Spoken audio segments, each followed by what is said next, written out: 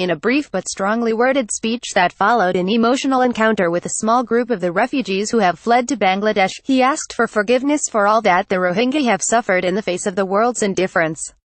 Today the presence of God is also called Rohingya, the Pope said on the sidelines of a gathering with the leaders of different faiths in Dhaka.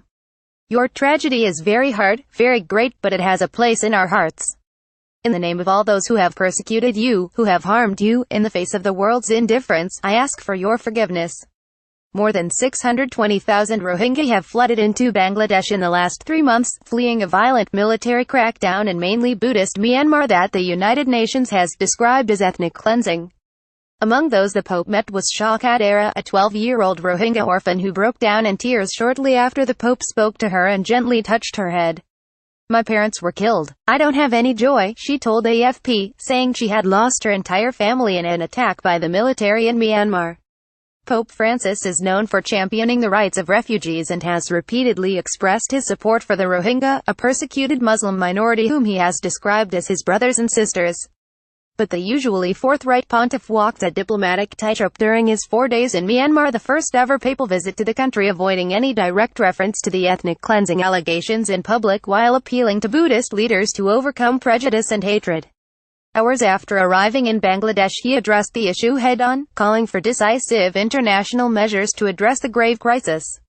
But as in Myanmar, he avoided using the term Rohingya, drawing criticism from some rights activists and refugees.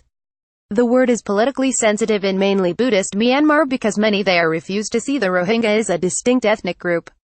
Religious freedom. The 80-year-old Roman Catholic leader has frequently sought to influence a world he sees as indifferent to the plight of refugees forced to leave their homelands, whether through poverty or conflict. Last year he took 3 Syrian families, all Muslim, back to the Vatican after visiting them on the Greek island of Lesbos, a hotspot for asylum seekers. He has praised Bangladesh for giving refuge to the Rohingya, who have brought with them stories of horrific abuse at the hands of the Myanmar military and local Buddhist mobs, including rape, arson and murder. Earlier the Pope led a giant open-air mass in Dhaka attended by around 100,000 Bangladeshi Catholics who sang hymns in Bengali and chanted Viva il Papa, long live the Pope, as he was driven through the crowd in an open-sided Pope mobile. Bangladesh has a tiny Christian population, but they turned out in large numbers for Friday's service, many having queued for hours to get into the park. Some 4,000 police and security forces were deployed for the mass in the mainly Muslim country, which has suffered a number of attacks on religious minorities by Islamist extremists in recent years.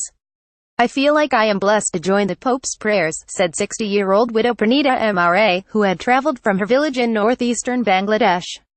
I'll pray for my late husband and parents so that they go to heaven. I hope the Pope will pray for peace and harmony among all communities in Bangladesh. Christians make up less than 0.5% of officially secular Bangladesh's population of 160 million, and community leaders say it has become more difficult to practice their faith openly. But speaking to Muslim, Buddhist and Hindu leaders, Francis praised the country's commitment to religious freedom, which he said stands as a subtle yet firm rebuke to those who would seek to foment division, hatred and violence in the name of religion.